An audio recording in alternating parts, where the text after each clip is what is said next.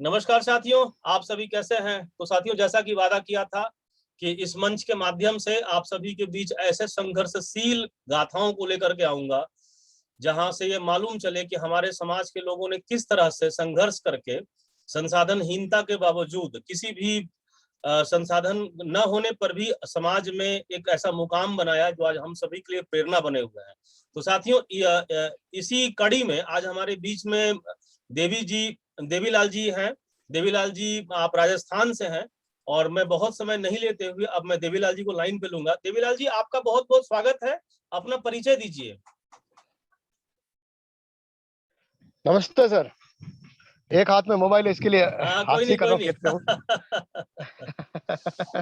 जी जी, अपना परिचय ये दीजिए। मंच ये मंच उपलब्ध कराने के लिए सबसे पहले तो हमारे राष्ट्रीय अध्यक्ष जी श्रीमान प्रकाश जी कार को मैं दिल की गहराइयों से बहुत बहुत धन्यवाद और आभार प्रकट करता हूँ। आपने ऐसा मंच उपलब्ध करवाया कि आज मेरी लाइफ में पहले टाइम इंटरव्यू दे रहा हूँ। मैंने कभी कहीं भी इंटरव्यू नहीं दिया अभी तक। नहीं, तो इसको आप इंटरव्यू सिखा रहे न हो। समझकर सिर्फ बातचीत समझिए। हम लोग बस बातचीत कर हाँ रहे हैं। हाँ हाँ, तो इंग्लिश में इंटरव्यू ऐसा हिंदी में बातचीत ही समझ लो सर। तो मेरा परिचय देता हूँ। मेरा नाम देवीलाल कहार है और मेरे पिताजी का नाम मांगीलाल जी है और मेरे माताजी और पिताजी दोनों स्वर्गवास हो चुके हैं। और मैं राजस्थान के राजसमंद जिले में रहने वाला हूँ। यहाँ पे मैं कम रहा हूँ और मुंबई में लगभग 40 साल से मुंबई में हूँ और आता जाता रहता हूँ। मेरा बैकग्राउंड ये है कि हम लोग 6 भाई हैं। पारिवारिक बैकग्राउंड, हम लोग 6 भाई हैं, 6 बहुएं हैं और लगभग 24 हमारे बच्चे बच्चियां हैं। उसमें लड़कियां कम हैं, 2 लड़की मेरी है, एक छोटा भाई के है और एक छोटा भाई के, 4 लड़के हैं और लगभग 20 लड़के हैं। और मेरे पिताजी भी लड़कियों की ख्वाहिश में हम लोग भाई भाई होते गए और 6 जन हो गए हम लोग भी। तो ऐसा है और लगभग पोते पोती मिला के हमारा टोटल फैमिली का जो गणित है वो लगभग 40 जन का। लोग एक ही साथ में रहते हैं। अच्छा, एक ही बहुत भवन बढ़िया। हमारे दादाजी और पिताजी ने बनाया। बहुत जी, बढ़िया, बहुत बढ़िया। एक ही दरवाजा है। अभी तो कम पड़ने लग गया, किधर और देखेंगे हम लोग। तो सर मेरे पिताजी कृषक थे और बहुत ही मेहनती और ईमानदार और बहुत मतलब बोलते हैं ना सर, अनुशासनशील।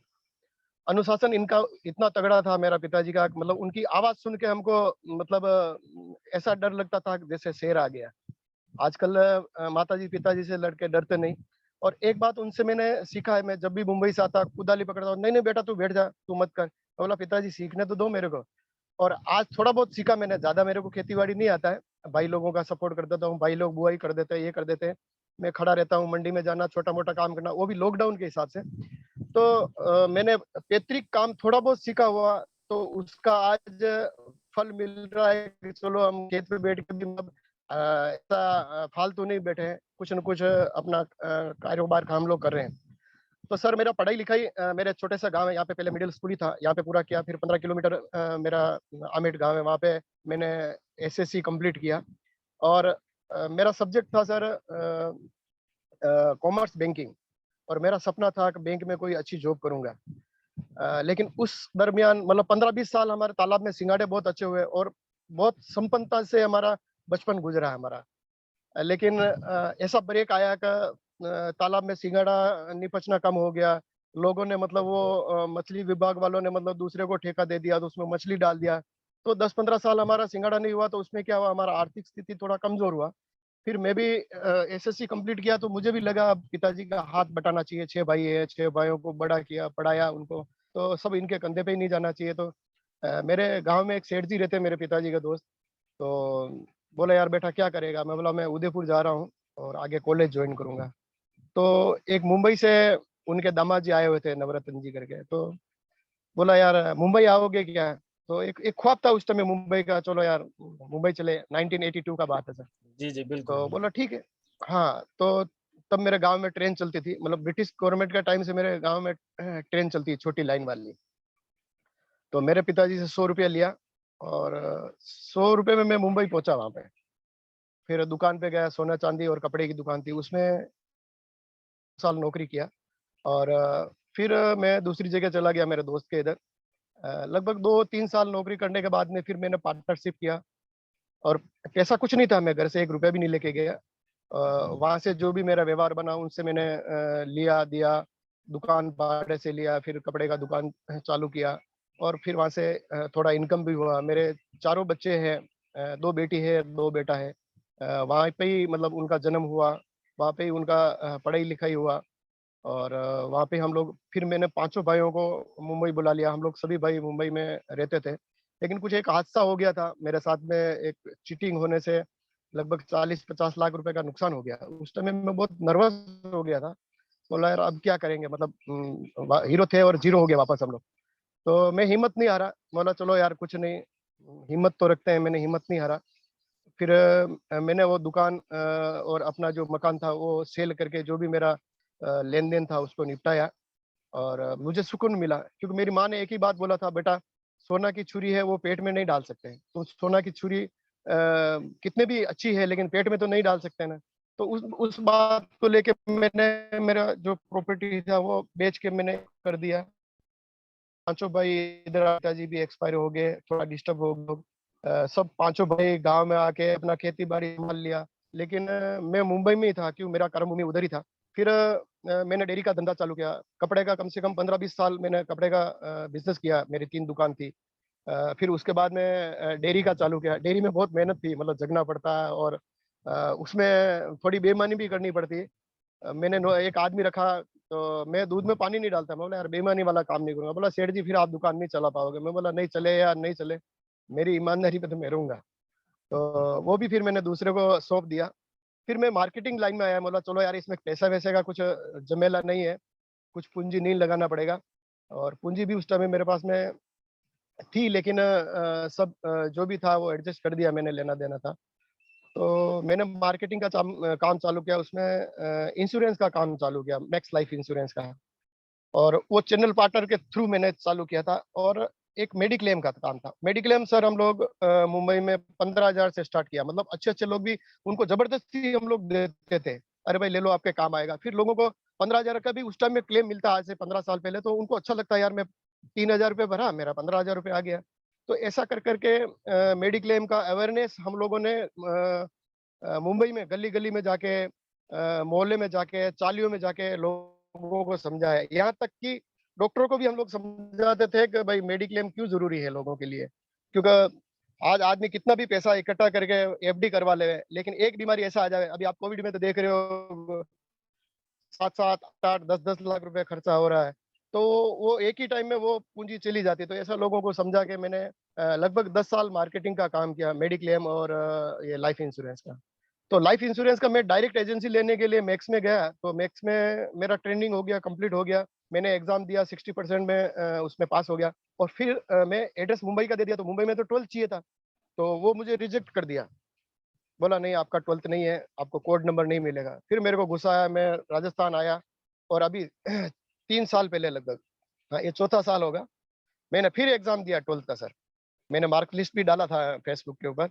मैंने 12th का एग्ज़ाम दिया, 12th पास किया। फिर मेरे को मैक्स से फ़ोन आया, बोला जी। आप कोड नंबर ले लो। बोला अभी अभी नहीं चाहिए तुम्हारा मेरे को। फिर मैंने अभी अभी अभी स्टार का मैं, हाँ, स्टार स्टार हेल्थ का मैंने लिया।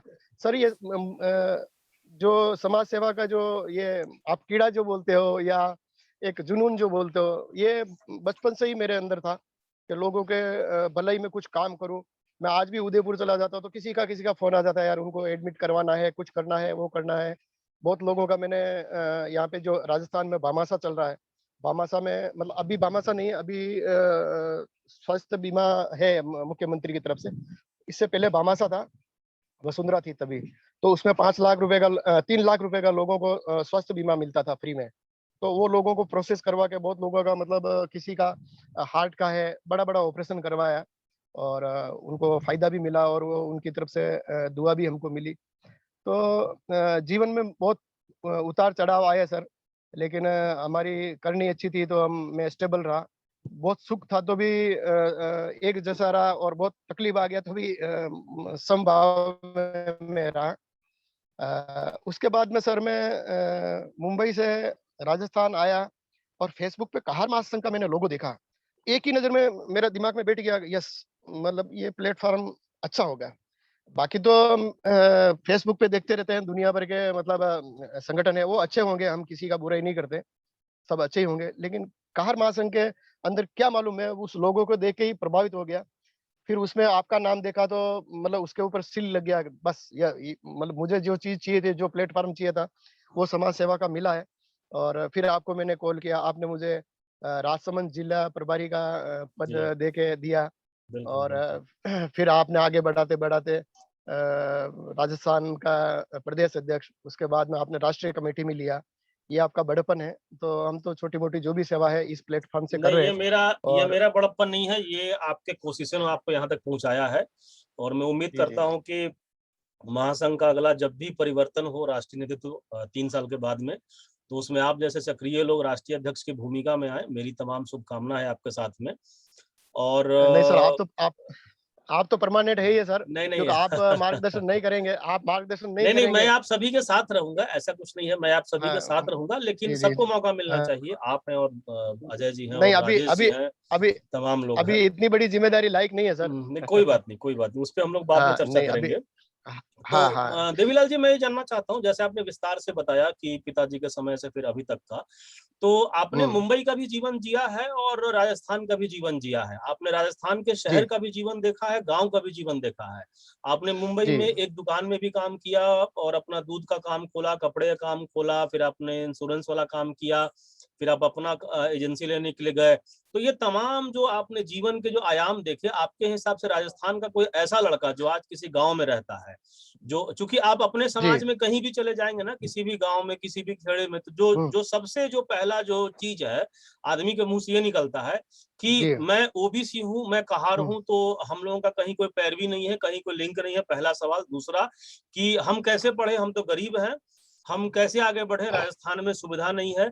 उस बच्चे जी, के लिए एक ऐसा लड़का जो गाँव में जी, रहता है, जो बहुत कुछ नहीं जानता है, उसको आप क्या संदेश दे सकते जी। हैं कि वो कैसे आगे बढ़े? देखो सर, अगर उसका पढ़ाई में अच्छा मार्क्स है और अगर आगे पढ़ना चाहता है, तो उसके लिए समिति से हम लोग कुछ सहायता करके। और अभी तो कोटा में जो अपने राजस्थान कोटा में अपने समाज के भी अपना ये बना हुआ है, छात्रावास हॉस्टल जी, जो जी, बोलते हैं, जी, वो बना हुआ है। जी। हाँ, तो कोटा में अपने समाज बंधुओं ने बहुत अच्छा काम किया। तो वहाँ पे छात्रावास बना हुआ, ऐसे छात्रावास में जाने को बोलेंगे। और बहुत क्या साथ सर क्या होता है कि संसाधन नहीं होने से पढ़ाई में वीक होते हैं। तो जो पढ़ाई में वीक है उनको मैं यही सलाह दूँगा कि कोई भी छोटा-मोटा काम करो, मतलब धंधे में उनको जाना चाहिए मेरे हिसाब से। मेरा भी लड़का था सब बड़ा वाला, जी, तो उसका दिमाग, वो ₹10 उसकी मम्मी से लेके जाता और कंप्यूटर पे जाके बैठता, मेरा बड़ा वाला। तो उसका शादी जल्दी हो गया और फिर वो 10th में फेल हो गया, तो फिर उसका मूड चेंज हो गया। मैं बोला अभी ये आगे पढ़ेगा नहीं और इसको ज़बरदस्ती मैं करूँगा तो भी कोई मतलब नहीं है। फिर मैंने कोहिनूर इंस्टीट्यूट बोरीवली में, वहाँ पे उसको मैंने ये कोर्स करवाया मोबाइल का, तभी मोबाइल का बहुत अच्छा चल रहा था। तो कोर्स करवाया था, कोर्स करवाने से ये हुआ सर कि उसको 2-3 अच्छी-अच्छी कंपनियों के अंदर मतलब टेक्नीशियन का जॉब मिला। और वो टेक्नीशियन का काम ही कर रहा था इतने साल। और अब जाके वो बोला पापा अब मेरे से नौकरी नहीं होता, मेरे को दुकान करना है। बोला ठीक है बेटा कर ले अभी, क्योंकि तेरे को 10 साल हो गया पूरा घिसते-घिसते। तो उसके पैरों पे ही मैं बोला तू कर, मैं कुछ सपोर्ट नहीं करूँगा। हाँ, सपोर्ट तेरे को मोरल सपोर्ट चाहिए मैं करूँगा। बाकी मैं आ जाऊँगा, मैं देख लूँगा, बाकी करना तुझे ही है। तो उसने स्टार्ट किया, 2 साल हो गया, सेल्स एंड सर्विस मोबाइल का अपना मीरा रोड मुंबई में है। अभी भी मेरा बड़ा बेटा, बहू और 3 पोते हैं सर। वो मुंबई में ही है। और छोटा बेटा आईटी किया इधर उदयपुर से। और इसका भी मैं देखा कि पढ़ाई में ज़्यादा मतलब होशियार नहीं उतना, जितना मतलब 90% 5% 91% लोग लेके आते, तो आप जॉब का हम नौकरी का कल्पना कर सकते हैं। अदरवाइज़ अभी 60-70% वाले का तो कोई वैकेंसी ही नहीं है वैसा देखने जाए तो। तो वो रॉयल एनफील्ड में नौकरी किया इधर और फिर मुंबई में आ गया, तो मुंबई में भी वहाँ पे रॉयल एनफील्ड में उनको लगा दिया। उसको भी बोला तू भी टेक्नीशियन का काम ही कर, ताकि आगे जाके किधर भी अपना खुद का धंधा कर सकते हैं। तो मेरे हिसाब से छोटा-मोटा भी काम करो, भले सब्जी का भी करो। आज कालू राम जी है अपने राजसमंद जिला प्रभारी, वो सब्जी का ही कर रहे हैं। उनका मैं घर देख के आया तो मेरा दिमाग खराब हो गया। मुंबई में भी ऐसा बंगला नहीं होगा किसका। मतलब सब्जी के धंधे से ही उन्होंने अपना गाड़ी, अपना घर और बहुत बहुत बढ़िया मतलब उन्होंने एक सेटल किया है। तो मतलब तो आपका कहने का अर्थ ये है कि अगर पढ़ाई में आप अच्छे हैं तो पढ़ाई में आगे बढ़िए, पढ़ाई में नहीं जी, अच्छे हैं तो आपके पास जो भी संसाधन है छोटा मोटा, आप उससे कोई भी छोटा मोटा सड़क पे चाय बेच लीजिए या सब्जी बेच लीजिए, उससे भी आप बहुत आगे बढ़ जी, सकते हैं। आपने कालू राम जी का जी, बताया, जी, जी, अपने बढ़ 2 सकते हैं बेटों आप। का बताया और ये है। अच्छा देवीलाल हुँ, जी, समय की जी, सीमा है जी, और उसको देखते हुए बातचीत करनी पड़ेगी।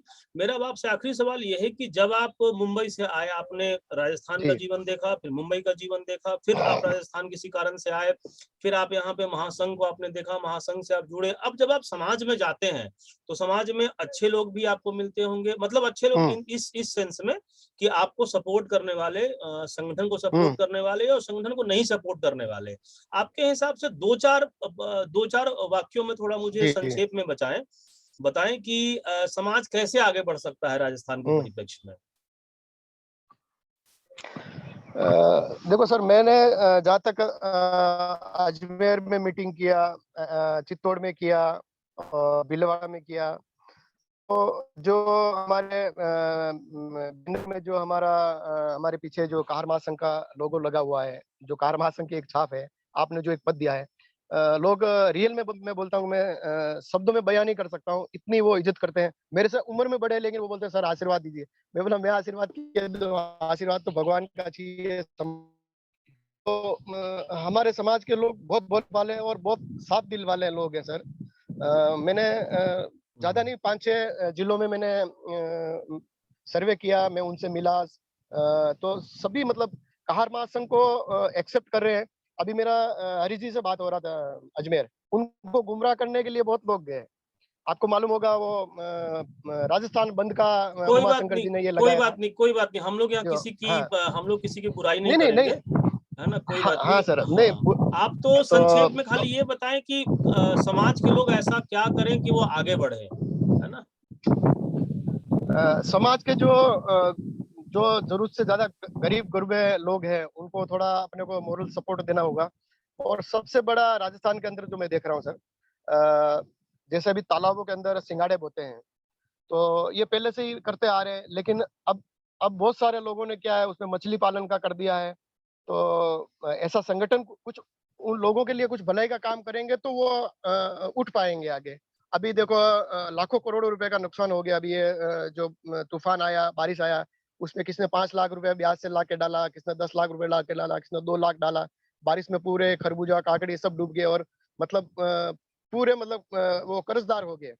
तो ऐसे में कुछ फसल बीमा का मैं एडवाइस दिया, लेकिन फसल बीमा में ये है कि जमीनें अपनी नहीं है, तो उसके लिए क्या प्रोसेस हो सकता है। तो इस बारे में मैं आपसे भी बात करने वाला था कि जमीन अपनी नहीं है तो कोई लीज एग्रीमेंट होता है क्या उसका इंश्योरेंस करने के लिए।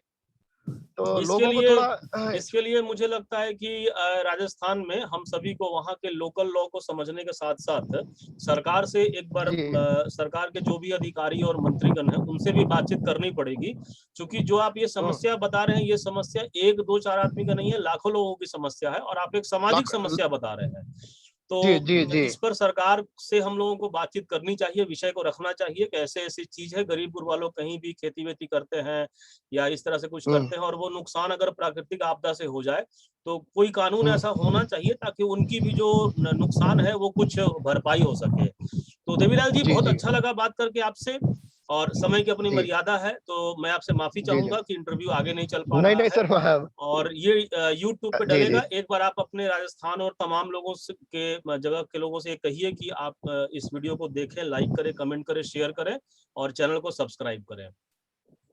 हाँ, नमस्कार दोस्तों। सभी भाइयों से विनती है कि इस वीडियो को आप देखें, लाइक करें, शेयर करें और कमेंट्स करें। और मैं आप लोगों से हाथ जोड़ के विनती करता हूँ, एक हाथ में मोबाइल है इसके लिए सैल्यूट कर रहा हूँ आप लोगों को। आप लोग कहार महासंघ से जुड़िए, और हम लोग एक संगठन में जुड़ के बहुत बड़ा काम कर सकते हैं। मेरा 2 सपना है सर। राजस्थान के अंदर जो सिंगाड़ा, काकड़ी, खरबूजा का जो व्यवसाय होता है और उसमें आपदा आती है, और आपदा आती है क्यों इस ऐसे ही टाइम में हम लोग खेती करते हैं। हम लोग पानी के अंदर पैसा डाल के हम लोग काम करते हैं, तो उसका कुछ सॉल्यूशन निकले परमानेंट, या तो भले इंश्योरेंस का पैसा हमको भर के कुछ फायदा मिले या कुछ मिले, इसका मैं मतलब विचार कर रहा हूँ। तो हम लोग बाद में मिलेंगे, और इसी तरह आप हमारा स्नेह बनाए रखें, आशीर्वाद बनाए रखें, समाज के लोगों से यही हमारी विनती है। धन्यवाद। देवीलाल जी, आपका बहुत बहुत धन्यवाद, आपने अपना कीमती वक्त दिया। साथियों, आज हमारे साथ थे देवीलाल जी। आप वर्तमान में कहार महासंघ के प्रदेश के प्रभारी है, राजस्थान प्रदेश के प्रभारी हैं, राष्ट्रीय महासचिव हैं। इन्होंने विस्तार से बताया कि किस तरह इनका बचपन राजस्थान के गांव में बीता, वहां से ये मुंबई गए, मुंबई से फिर राजस्थान आए और आज अपनी मातृभूमि को अपनी कर्मभूमि बनाए हैं और हजारों हजार लोगों को आप प्रेरणा दे रहे हैं। देवीलाल जी, आपका बहुत बहुत धन्यवाद। दर्शकों, आपका भी बहुत बहुत धन्यवाद। आपने आपसे मेरी हाथ जोड़ के विनती है कि अगर ये वीडियो आपको ठीक लग रहा है, इस वीडियो का मकसद ठीक लग रहा है, उद्देश्य ठीक लग रहा है, तो आप सभी इस को पूरा देखें, इसको लाइक करें, कमेंट करें, शेयर करें, चैनल को सब्सक्राइब करें और अधिक से अधिक लोगों को इस वीडियो के बारे में जानकारी दीजिए। धन्यवाद। Thank you.